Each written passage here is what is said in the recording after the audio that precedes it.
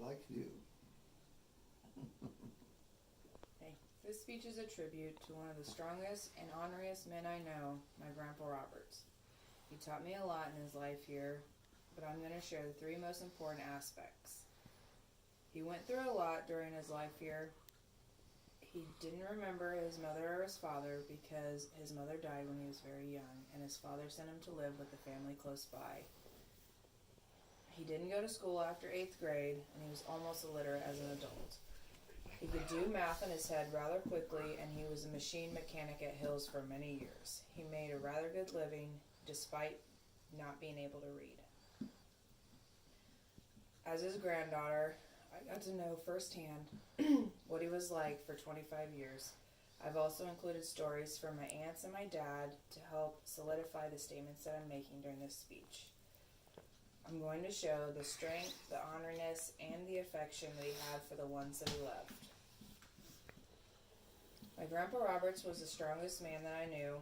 He endured a lot in the time that he was here, a lot more than most people in their life.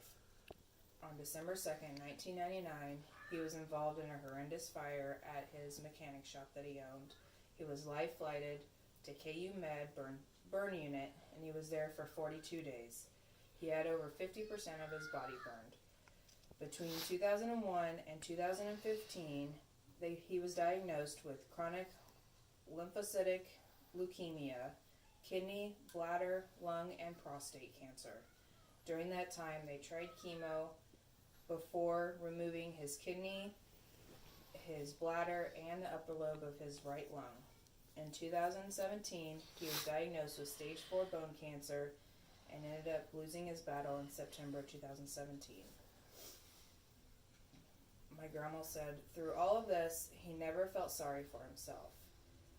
In the burn unit, one of the nurses told her that he would never be the same, but after a couple of years, he was exactly the same as he was before.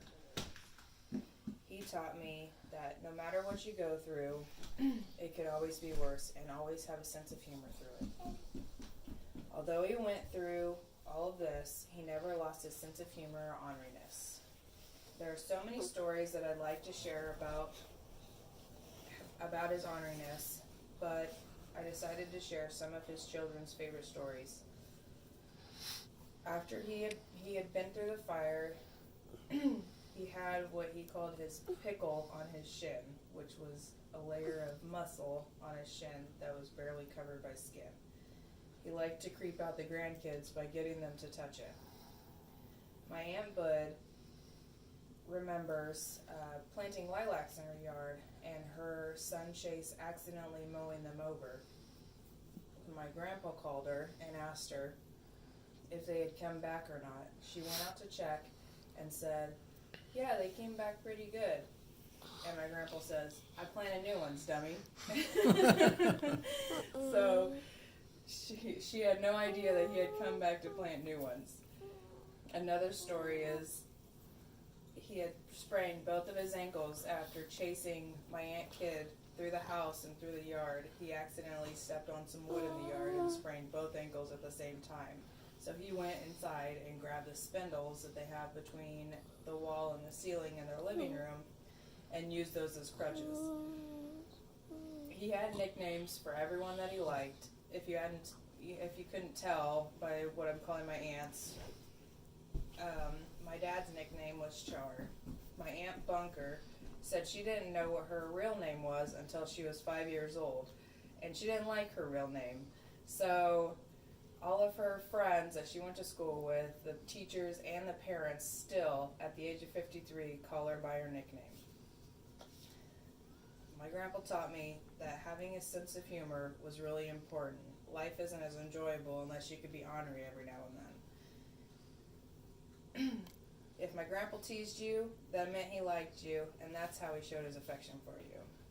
He had a hard time showing affection through hugs and saying I love you, but he showed you how he felt about you by what he did for you. My Aunt Kid said that her favorite memory of what he did for her was buying her a house and then remodeling it together.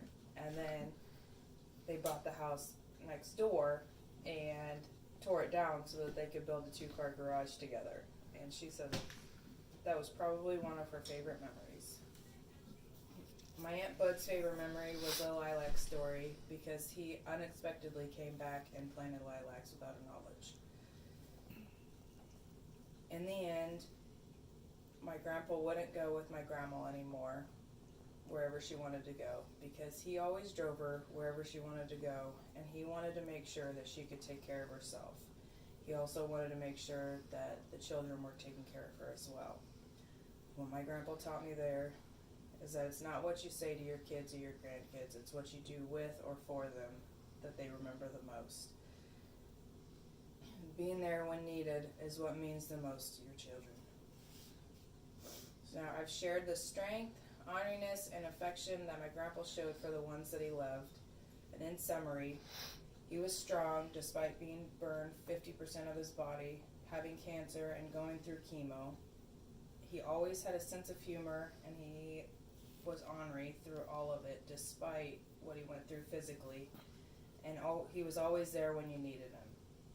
My grandpa always had to have the last word, and his last words were, "Shut up, Char."